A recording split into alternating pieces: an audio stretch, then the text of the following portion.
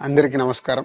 మన ఈ మధ్య నిజామాబాద్లో మేము సంక్రాంతికి వస్తున్నాం ఈవెంట్ చేయడం జరిగింది. అది నిజామాబాద్ పట్టణంలో ఫస్ట్ టైం. ఇంతకుముందు ఎప్పుడు మన దగ్గర సినిమా ఈవెంట్స్ పెద్దగా జరగవు. అప్పుడు ఒకసారి ఫిదా సక్సెస్ మీట్ ఒకటిసారి పెట్టాము. మళ్ళీ సంక్రాంతికి వస్తున్నాం చేసాం. అంటే ఆ నిజామాబాద్తో నాకున్న అనుబంధం అలాంటిది. నిజామాబాద్ జిల్లా వాసిగా అక్కడ ఈ సినిమా ఈవెంట్ చేయాలని చేయడం జరిగింది. పోతే ఆ ఈవెంట్లో నేను మన కల్చర్లో ఉండే మన దావత్ గురించి, మటను తెలగలు గురించి సంబోధించాను. నేను ఆ మాటలలో తెలంగాణ వాళ్ళని నేను అవమానించానని, తెలంగాణ మీద హేళన చేశానని కొంతమంది మిత్రులు కామెంట్స్ చేసి సోషల్ మీడియాలో పెట్టారని తెలిసింది. నా ఉద్దేశం అదే స్పీచ్లో లాస్ట్లో చెప్పడం జరిగింది. తెలంగాణ మన కల్చరు, మన దావత్తు నేను మిస్ అవుతున్నాను. సంక్రాంతికి 2 సినిమాలు రిలీజ్ అయ్యాక మన తెలంగాణ కల్చర్ దావత్ని నాకు చేసుకోవాలని ఉందని. సో మన కల్చర్ని అభిమానిస్తాను నేను. అదే అర్థం చేసుకోకుండా దాన్ని కొందరు సోషల్ మీడియాలో రాద్ధాంతం చేస్తున్నారని తెలిసింది. నిజంగా మీరందరూ ఆ మాట వల్ల ఏదైనా హర్ట్ అయి ఉంటే నన్ను క్షమించండి. ఎందుకంటే నా ఉద్దేశం అది కాదు.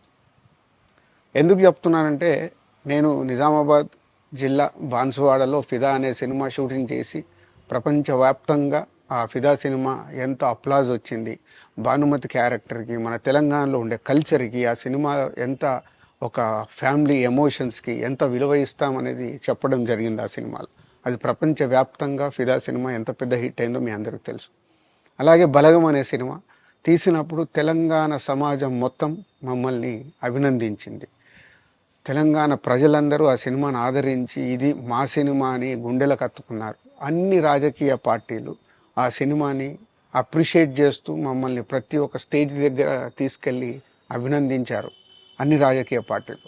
సో ఒక తెలంగాణ వాసిగా ఒక తెలంగాణని అభిమానించే నేను తెలంగాణని హేళన చేస్తానని ఎలా అనుకున్నారో నాకు తెలియదు. పోతే దాంట్లో ఏదైనా మీ కమ్యూనికేషన్లో తప్పుగా అర్థమైంటే నన్ను క్షమించండి. మీ మనోభావాలు ఆ కొందరు ఎవరైతే దెబ్బతిన్నాయని అనుకుంటున్నారో వాళ్ళందరికీ నా విజ్ఞప్తి, మీ మనోభావాలు దెబ్బతింటే నన్ను క్షమించండి.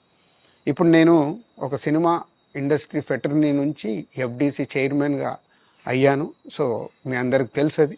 సో ఇటు సినిమా ఇండస్ట్రీకి అటు ప్రభుత్వానికి మధ్యలో ఉంటూ సినిమా ఇండస్ట్రీకి అవసరపడ్డట్టుగా నేను అన్ని సహాయ సహకారాలు చేస్తూ ఈ హైదరాబాద్లో హెల్దీ వాతావరణము, తెలుగు సినిమాకి, తెలంగాణలో అభివృద్ధి చెందాలనుకునే యువతకి అందరికీ నేను ఉపయోగపడేలాగా ఉండాలి.